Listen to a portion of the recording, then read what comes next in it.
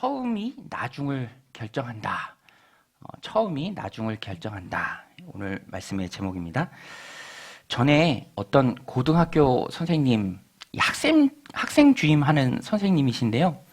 그분이 그런 얘기를 하더라고요.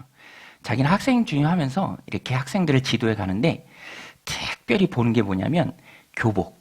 교복을 얼마나 정해진 대로 잘 입는가. 자기가 아주 잘 본대요. 근데 특별히 교복 바지, 남학생들 교복 바지를 아주 엄격하게 보는데 그 이유가 뭐냐면 그렇게 깐깐하게 보지 않으면, 원칙을 정해놓고 보지 않으면, 물론 그분의 과장된 표현이겠죠. 나중에 아이들이 빨간 바지를 입고 다니대요. 빨간 바지.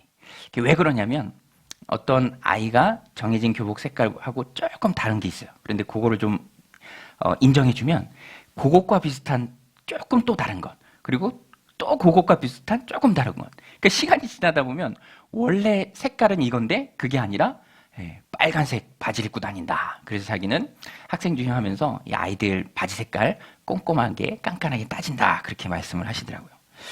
제가 그 말씀이 생각난 이유는 정말로 그렇죠. 어떤 원칙과 기준이 중요합니다. 원칙과 기준에서 벗어난 작은 일이라 할지라도 그것을 눈 감아주면, 예외로 두면 나중에는요, 그 예외가 징검다리가 돼요. 어떤 징검다리가 되냐면 전혀 다른 길로 나가는 징검다리가 돼요. 이게 원칙인데 징검다리가 하나 생겨요. 또 생깁니다. 그러면 나중에 결과를 놓고 보면 그 선생님의 말처럼 빨간 바지가 되는 그런 일들이 있다라는 것입니다. 갑자기 비약하는 건 없습니다. 중간 단계가 있어요. 징검다리가 있습니다. 그래서 항상 기준과 원칙을 지키는 것이 중요하고요. 기준과 원칙에서 벗어났지만 그것이 아주 사소하고 작은 것이라고 해서 눈 감아준다면, 예외를 둔다면 나도 모르는 사이에 그것이 전혀 잘못된 방향으로 우리를 이끌 수 있다는 것입니다. 그래서 작은 것을 조심해야 돼요. 우리 한번 따라서 해보겠습니다. 작은 것을 조심하자. 작은 것을 조심해야 됩니다. 오늘 본문에도요, 그렇게 경건한 노아의 실수가 나옵니다. 노아가 당대의 의인이요 하나님의 은혜를 입은 자였습니다. 하나님과 동행하는 사람이었죠. 창세기 6장 9절에서 노아를 이렇게 평가합니다. 이것이 노아의 족본이라. 노아는 의인이요 당대의 완전한 자라. 그는 하나님과 동행하였으며. 하나님과 동행하던 사람이 바로 노아였어요. 여러분, 하나님과 동행했다라는 그 표현이 성경에 나온다라는 것은 굉장히 개인에게 영광스러운 일입니다. 에녹도 하나님과 동행했다라고 했습니다. 그런데 그 에녹이 나중에 어떻게 됐죠? 에녹이 어떻게 됐죠? 죽음을 보지 않고 하나님 나라로 그냥 갔어요. 그러니까 어떤 분은 이걸 아주 재밌게 표현했어요. 에녹이 매일같이 하나님과 만나서 대화하고 교제하고 즐거운 시간을 보내고 그렇게 아쉽게 헤어지는 거예요. 이분이 재밌게 표현했는데, 한 번은 하나님이 야, 너랑 있으니까 너무 좋다. 오늘은 그냥 니네 집 가지 말고 우리 집 가자. 그리고 그냥 데려가 버리신 거. 그 정도로 하나님과 동행하는 에녹은 하나님의 큰 축복을 받았죠. 그런데 노아도 하나님과 동행했다고 하니까 노아의 마지막도 에녹과 같지 않을까? 정말 하나님의 주권적인 역사 가운데 놀랍게 하나님 나라에 가는, 죽음을 건너뛰고 가는 그런 축복이 노아의 삶 가운데 있지 않을까? 그렇지 않았어요. 조금은 실망스럽습니다. 오늘 본문에 보면 술에 취해서 추태를 보이죠. 이런 것을 보면 세상에 완벽한 사람은 정말 없구나라는 것을 깨닫게 됩니다. 그런데 제가 서론에서 말씀드린 것처럼 노아의 이런 실수도 보면 중간 단계가 있습니다. 오늘 본문에 그것이 잘 나와 있어요. 갑자기 무너지고 갑자기 그런 추태를 보인 게 아니라 중간 과정이 있어요. 오늘 말씀 21절인데요. 21절에 보면 포도주를 마시고 취하여 그 장막 안에서 벌거벗은지라. 이게 원어로 보면 그 중간 단계가 분명하게 나옵니다. 술을 마셨어요. 술을 마신 것으로 인해서 취합니다. 또 취한 그 이유 때문에 인사불성이 돼서 막 옷을 훌러덩훌러덩 벗고 그 장막 안에 누워있는 그런 취취자의 모습이 된 겁니다. 시작은 술을 마시는 거였죠. 그런데 여러분, 술은요, 그 자체로 죄로 볼 수는 없습니다. 술도 하나님 창조의 한 부분이죠. 그래서 성경을 보다 보면 술의 긍정적인 면에 대해서 이야기하는 것도 그런 부분도 있습니다. 또 예수님도 가장 처음 베푸신 기적이 물을 포도주로 만드는 기적이셨죠. 이런 점을 고려할 때 포도주, 술, 그것이 문제가 아니라 술을 오용하고 또 과도에 의지하는 사람이 문제예요. 사람이 문제입니다. 외국은요, 그렇잖아요. 음식 맛을 돋우기 위해서 포도주나 그런 에피타이저로 그렇게 술을 먹죠. 그런데 우리나라는 문화가 이상해서 안주의 문화가 있습니다. 술을 더 잘 먹기 위해서 음식을 먹어요. 그러니까 이게 완전히 바뀐 거죠. 그러니까 어떤 사안을 볼 때에도 항상 강력범죄나 어떤 문제가 있고 그러면 거기에는 항상 그런 술이 끼어 있는 것을 보게 됩니다. 이 노아도 똑같아요. 술을 마시고 취했기 때문에 장막 안에서 벌거벗었죠. 그 실수로 또 범죄함으로 가는 그런 과정이 있다라는 것입니다. 이것이 바로 죄의 점진성이죠. 시작은 작았지만 나중에는 걷잡을 수 없이 커진다는 것입니다. 죄의 유혹은요, 셉니다. 그리고 처음에는 작은 모습으로 와요. 그것을 인정하고 또 유예하기 시작하면 무너질 수 있다라는 것이죠. 적을 알고 나를 알면 항상 이기죠. 그런데 적이 어떤지 모르고 나도 얼마나 연약한지 모른다면 쉽게 무너지고 또 범죄할 수 있다라는 것입니다. 항상 그래서 처음에 작은 시작이 중요하다라는 거예요. 용인하기 시작하면, 인정하기 시작하면 그것이 징검다리가 되고 중간 단계가 되죠.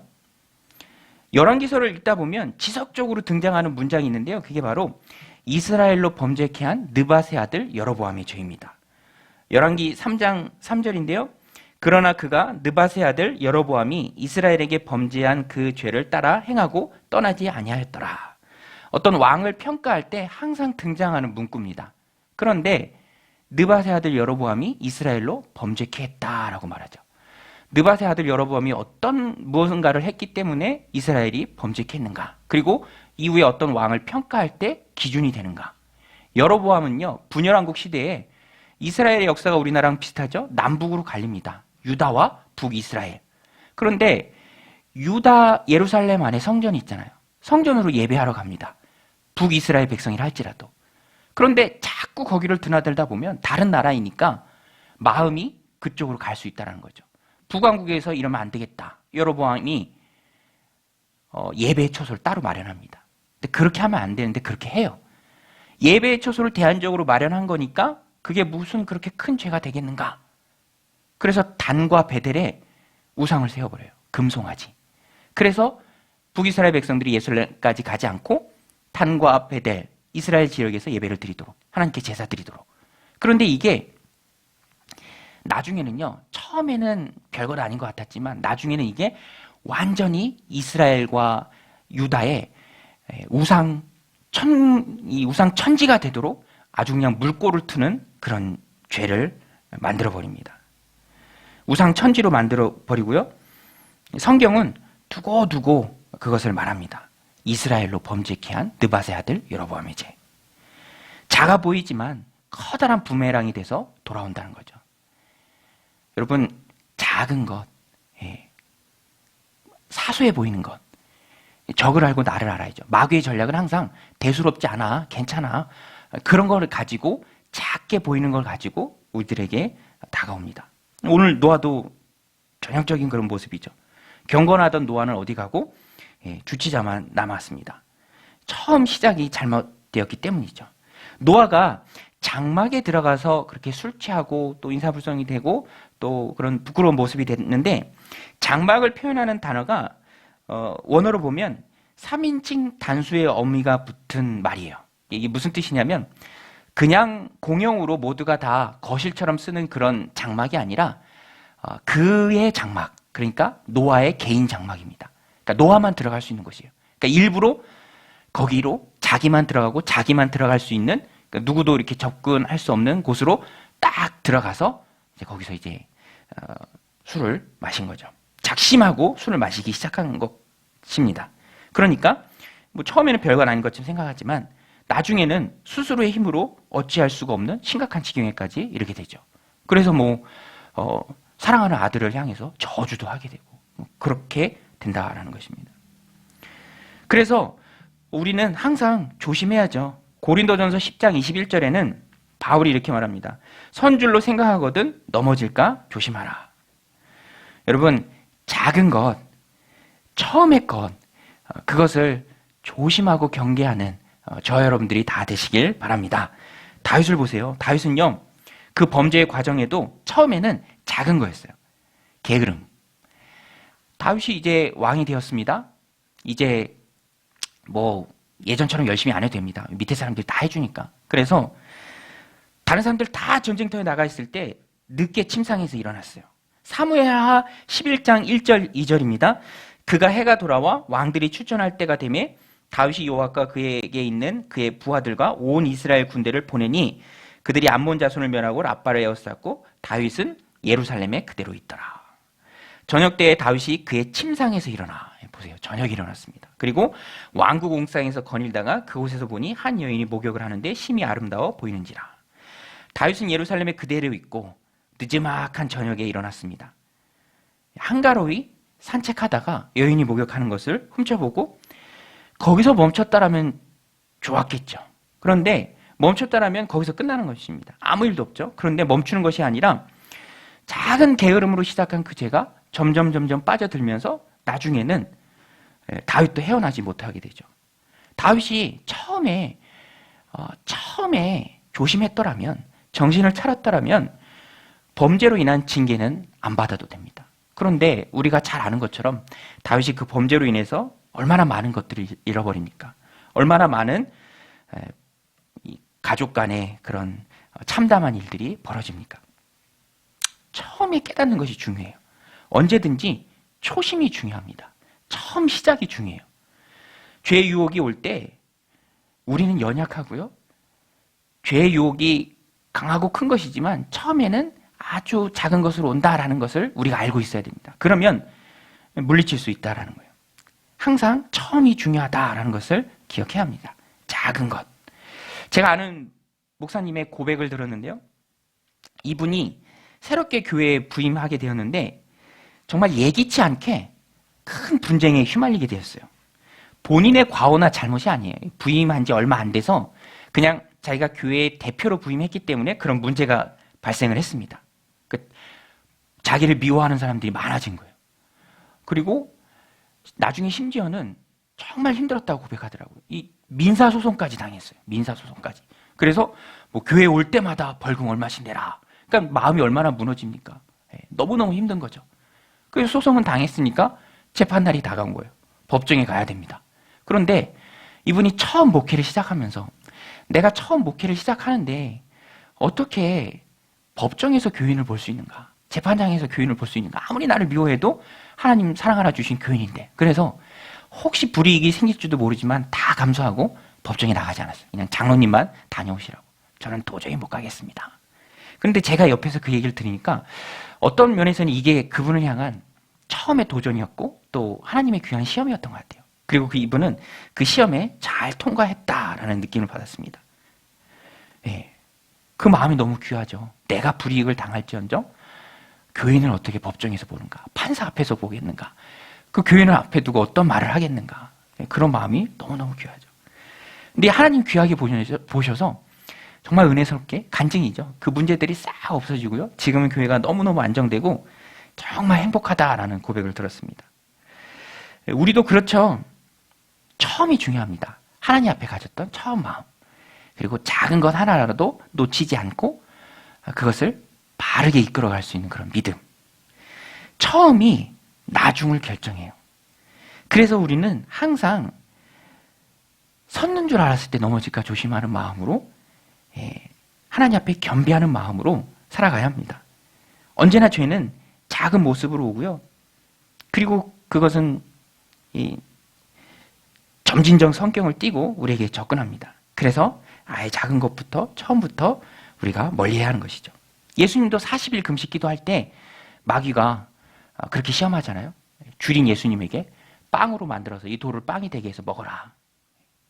뭐 당연해 보이는 말이지만 아니죠. 하나님 주신 능력을 개인의 사역을 위해서 사용할 수 없다. 예수님께서는 그 욕을 완전히 물리치십니다. 처음에 이기시니까 이후에 있는 모든 시험을 다 이기시고 마지막까지 다 이기셨습니다. 온전히 사명을 다 감당하셨죠. 오늘 우리도 이기시는 이런 주님의 모습을 마음에 새기고 처음부터 아주 조그마한 것이라 할지라도 조심함으로 이겨내는 저와 여러분들이 다 되시길 바랍니다. 높아졌다고 생각하는 그때에 넘어질까 조심하는 저와 여러분들이 다 되시길 바랍니다. 작은 것을 조심해야 된다라고 말씀드렸는데요. 하나님께서는요, 세상은 큰 것에 관심이 많이 있지만 하나님은요, 작은 것에 관심이 있으세요. 그래서 우리는 작은 모습으로 하고 다가오는 죄의 유혹은 철저히 멀리해야 하고, 또 하나님 앞에 행하는 아주 작은 일이라 할지라도 그 일을 충성되게 감당해야 합니다. 그러면 하나님께서 다 보고 계십니다. 냉수 한 그릇 대접한 일도 기억하시고 상 주신다라고 주님 말씀하셨죠. 마태복음 10장 42절 말씀인데요.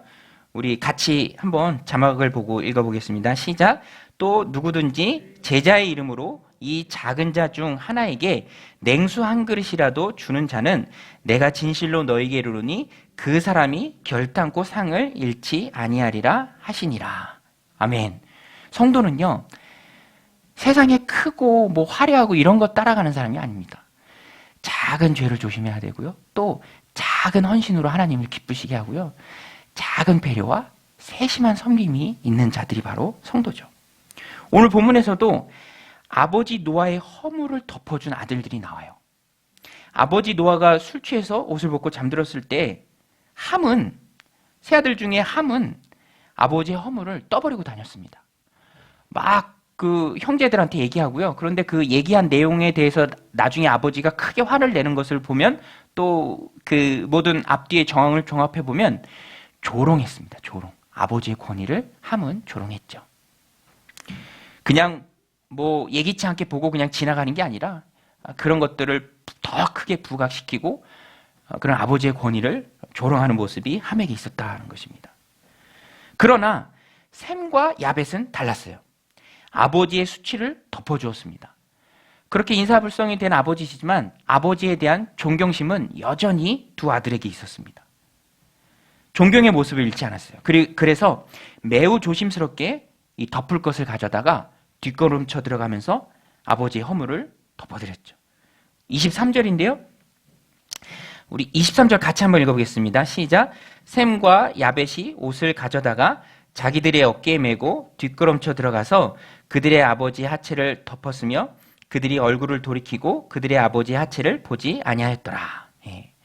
나중에 노아가 술에서 깨어 함이 자기에게 한 일을 알고 함에 대해서는 노합니다. 반면에 아주 작은 행동이었지만 아버지에 대한 존경심을 잃지 않고 그 허물을 덮어준 셈과 야벳에게는 큰 축복을 합니다. 오늘 말씀 보세요. 함이 아버지의 벌거벗고 잠들어 있는 모습을 보고 형제들에게 누설한, 그렇게 조롱조로 아버지의 허물을 드러낸 그 일도 어떻게 보면은 그렇게 큰 일이라고는 할 수 없겠죠. 또 그 일을 전해 듣고 여전히 아버지를 존경하는 마음으로 조심스럽게 아버지의 허물을 덮어드린 셈과 야벳의 행동도 작은 행동이었습니다. 그러나 이것이 결코 작은 행동일 수가 없었던 이유는 그것이 영적인 일이기 때문에 그래요. 아버지에 대한 일이고 하나님이 다 보시기 때문에 그렇습니다. 그래서 결과는요, 이후 자손들의 운명을 가르는 축복과 저주를 나누는 기준이 되어버립니다. 작은 배려, 작은 존경, 작은 마음씀이 자손의 흥왕이라는 큰 축복을 가져옵니다. 셈과 야벳은 아버지 노아로부터 큰 축복을 받아요. 오늘 말씀 26절, 27절인데요. 또 이르되 셈의 하나님 여호와를 찬송하리로다. 가나안은 셈의 종이 되고 하나님이 야벳을 창대하게 하사 셈의 장막에 거하게 하시고 가나안은 그의 종이 되게 하시기를 원하노라 하였더라. 이 찬송하리로다라는 말은 바라크인데요. 하나님을 향해서는 찬양한다라고 쓰이고요. 사람을 향해서 이 말을 쓸 때는 축복의 말입니다. 그러니까 노아는 지금 셈을 크게 축복하고 있습니다. 그리고 셈과 셈의 후손을 통해서 하나님께서 영광 받으실 것을 지금 노아가 축복하고 있죠. 이 축복은요, 실현되었어요. 그래서 셈에게서 아브라함이 나오죠. 그리고 예수 그리스도까지 믿음의 계보가 이어집니다. 야벳도 축복을 받았습니다. 야벳이란 이름도 그렇고요. 또 야벳이 받은 축복도 그렇습니다. 창대하리라. 예. 여러분, 창대하게 되시기를 축복합니다. 얼마나 좋은 축복이에요. 야벳은요, 작은 배려, 작은 섬김, 아버지를 향한 존경의 마음을 잊지 않고 그런 행동을 했을 때 큰 축복을 받아요. 셈의 장막에 거한다라는 복을 받는데요. 이것은 셈의 축복에, 그런 영적인 축복에 야벳도 동참을 한단 말이에요. 그리고 창대하게 한다라는 그 축복도 실현되었죠. 야벳은 팔레스타인 서쪽 또 북쪽에 거하는 아리아인들의 조상입니다. 아리아인들. 이 아리아인들이 바로 인도 유럽인들의 조상이죠. 또 영토와 인구에 있어서도 크게 팽창을 했습니다. 반면에 함은 저주를 받았죠. 자녀인 가나안이 저주를 받습니다. 아버지인 함에게도 큰 저주죠. 가나안. 그래서 출애굽한 이스라엘 백성들에 의해서 쫓겨났던 백성들이 바로 가나안 땅에 사는 가나안 사람들이죠. 바로 이 가나안의 후손들입니다. 그리고 함의 자손들인데요. 이들이 바로 종이 돼요. 실제로 여호수아 때 그리고 솔로몬 때 이스라엘 백성들의 종으로서 노역을 했습니다. 자손들의 운명을 가르는 일은 어떻게 보면은 지극히 작은 일이었죠. 그러나 그것은 하나님이 보고 계신 너무너무 귀한 일이었습니다. 영적으로 볼 때는 절대로 작은 일이 아니죠. 하나님은 다 보고 계십니다.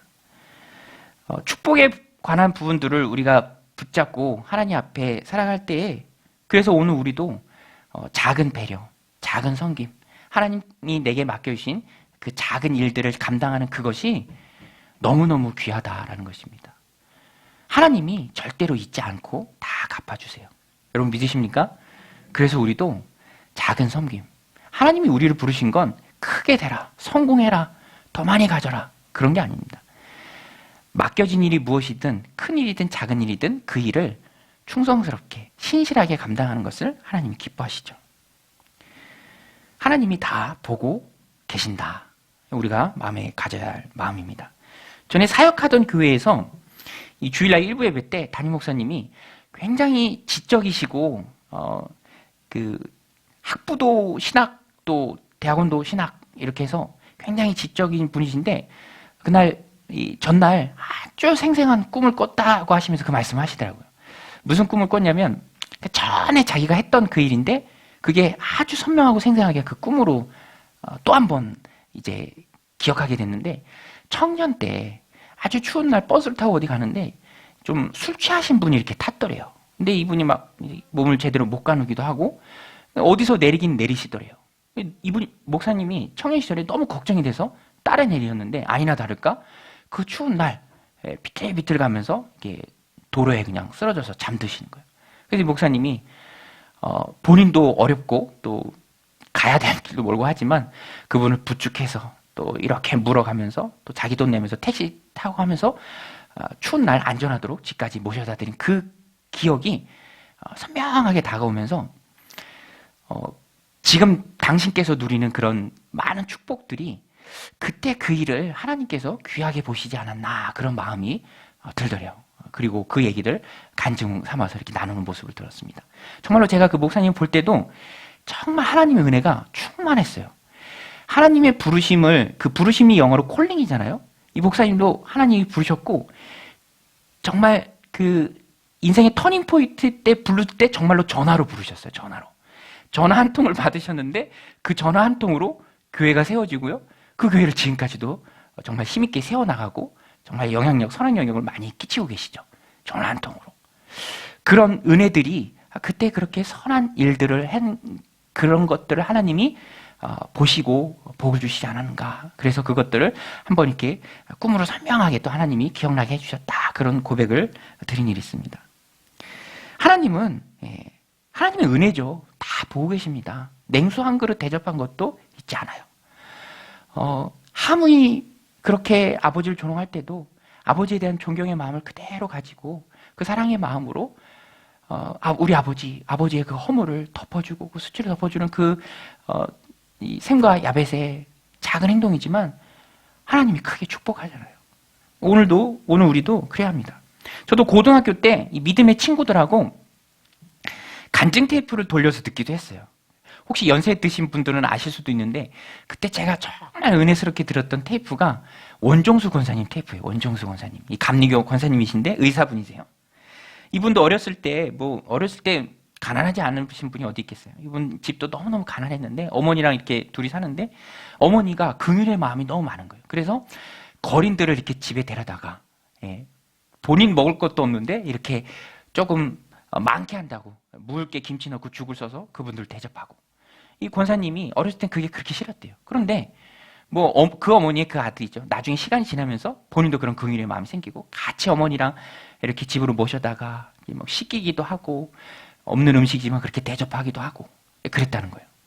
하루는 이 배가 고파서 주림배를 잡고 청소년 시기에 이 벤치 같은 데 누워서 아침에 이렇게 잠이 드는데 이렇게 손으로 더듬으니까 쪽보금이 하나 잡히더래요. 쪽보금이. 그 전에 이게 있구나. 이분도 꿈을 꾼 거예요. 오늘 꿈 얘기가 많이 나옵니다. 그렇게 긍휼의 마음으로 어려운 분들 돕고 그런 중에 꿈이 나온 거예요. 꿈이 나오는데 꿈속에서 하나님께서 네가 그렇게 긍휼의 마음으로 그 거린들, 어려운 사람들 돌봐준 게 바로 나였다. 나였다. 네가 나를 그렇게 돌봐주었구나. 네가 나를 그렇게 섬겨주었구나. 고맙다. 근데 하나님 말씀이죠. 마태복음 25장 40절에 보면 그게 마태복음에 나오는 말씀이에요. 임금이 대답하여 이르시되 내가 진실로 너에게 이르노니 너희가 여기 내 형제 중에 지극히 작은 자 하나에게 한 것이 곧 내게 한 것이니라 하셨고. 그러면서 꿈속에서 솔로몬에게 하셨던 것처럼 이 권사님한테 이 청소년 시절에 내가 내게 무엇을 해줄까? 너는 구하라. 이렇게 말씀하시대요. 꿈속에서 무엇을 해줄까? 네, 주일학교를 잘 다니는 게 중요해요. 주일학교를 잘 다녀서 이 권사님도 이때 어떻게 대답해야 되는지를 아는 거예요. 하나님께서 솔로몬이 얘기했잖아요. 지혜를 주세요. 그래서 이 권사님도 주일학교를 잘 다녀서 지혜를 주세요라고 얘기를 했대요. 지혜를 주세요. 그리고 이제 배고픈 배를 이제 움켜잡고 벤치에서 잠이 들다가 책이 한 권 잡혀서 딱 봤는데 쪽복음, 이 신약성경을 권별로 이렇게 나눈 그런 게 하나 잡히더래요.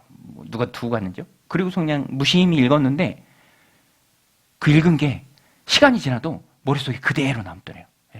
머릿속에서 책장을 넘기듯이 넘기는 것이죠. 놀라지도 않으시네요.